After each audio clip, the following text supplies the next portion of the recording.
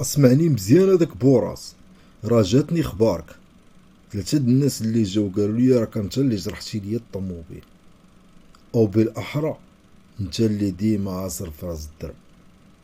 هادشي هذا كل يوم كيوصلني، ولكن تندير راسي بحال رانا ما عارفش، بحال رانا ما شايفش.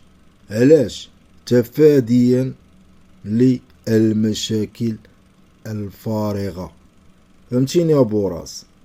راه كون جيتي يعني في واحد الوقت راه غادي نخلي دار عشتك، غادي نتبعك فين ما خرجتي، فين ما مشيتي غنتبعك تا نعزلك بحال السبع فاش كيعزل الغزالة، وغادي نقض عليك وغنأدبك مزيان.